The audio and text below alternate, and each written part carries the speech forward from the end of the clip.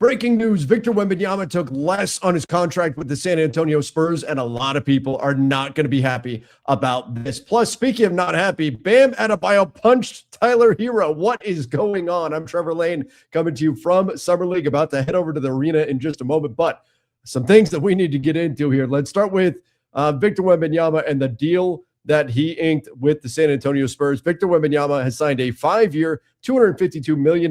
That's a lot of money.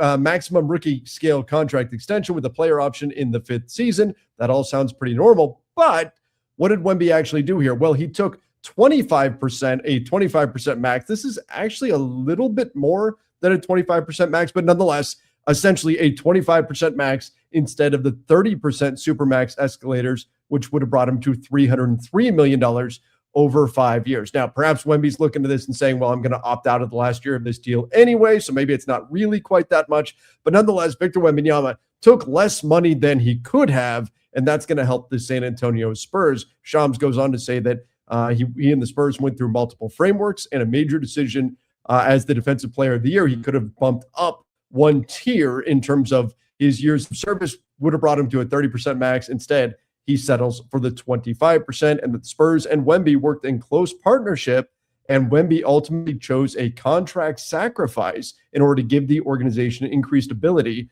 to build a sustained title contender around him. Now, on one hand, we can look at this and we can say, bravo, Victor Wembanyama, for prioritizing winning. Clearly, his heart is in the right place. Wemby wants to win. And from that sense, hey, he's sacrificing financially. I know it's still $252 million more money than most of us will ever see. So it's all in context, right? But compared to what he could have gotten, that's a pretty big pay cut that Wemby is actually taking. You look at the salary there, locked in. Now, the cap is not expected to go up quite as much as it has been. It can go up as much as 10%.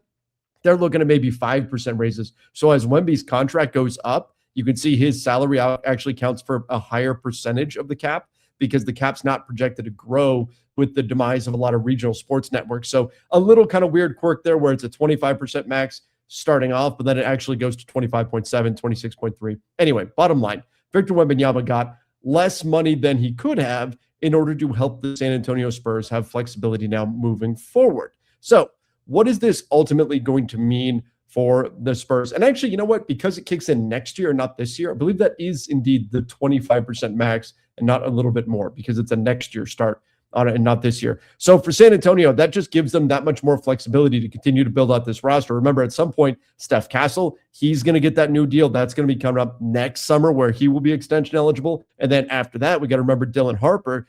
Don't forget De'Aaron Fox. His contract is going to be a bit of an anchor, but as long as these guys are making less than you would think. So, for example, De'Aaron Fox and Wemby together, that's a lot. But you know what? Dylan Harper's only making $13.6 million that season. Steph Castle's only at $12.6. So not as big of a deal when you have guys making way less than what they should.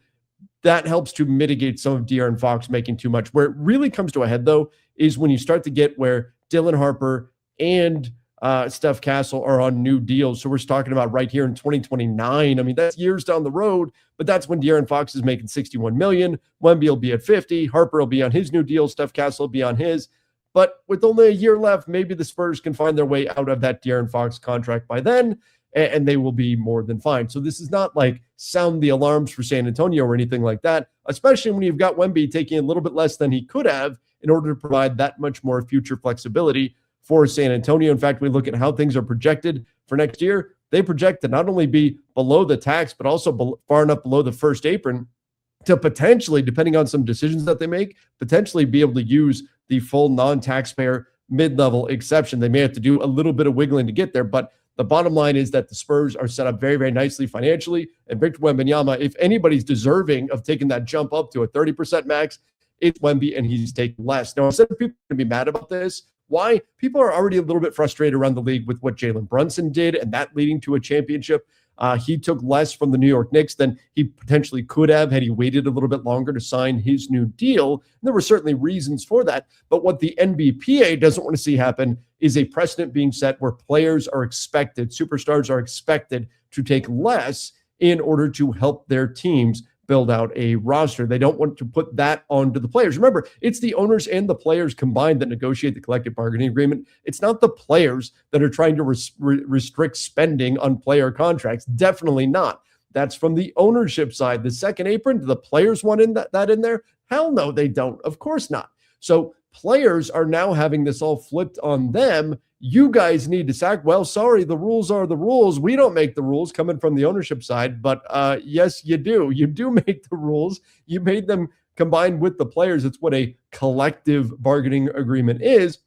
The players agreed to it, but still, it's the ownership side pushing for these restrictions, and then they get to turn around and say, well, if you really wanted to win, you'd take less money. Sorry, these are the rules that we're operating under, and we need you to take less in order for us to build out a full roster. It puts the responsibility on the players, which isn't a great look, I don't think, but it puts the responsibility on the players to take less. Billionaires pressuring millionaires to take less money so that a team can have success on the court. That's a bit of an awkward situation, I think, that the NBA and the players have. And that's why the Players Association, they're not going to be thrilled if this becomes a trend where the pressure is put on star players to take less money. So while on one hand, I want to say, you know what, Wemby, he's proving he's putting his money where his mouth is. Winning is what matters to him, and you want to congratulate him for that. From the bigger picture, when you look at the Players Association side of things, this is now a tricky situation. You had a championship won by a team led by a superstar who took less money.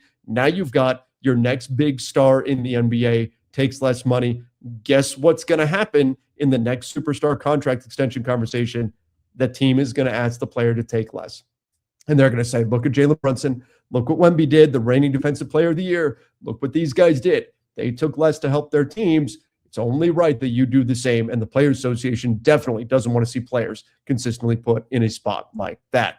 All right. Give me your thoughts in the comments about Wemby taking less. How dangerous is that going to make the San Antonio Spurs? I remember this is a big part of why LeBron for years wouldn't take less money off of his contract, or if he did, it would be a very minimal amount because he didn't want other people to be pressured, because if he did it, he knew other people would be expected to do it too. That's now the world we're going to be living in. Wemby took less. The expectation will now be that others follow suit. Let me know your thoughts in the comments. We need to talk about Bam Adebayo punching Tyler Herro. We're going to get to that in just one moment. First, a quick shout out to our sponsor.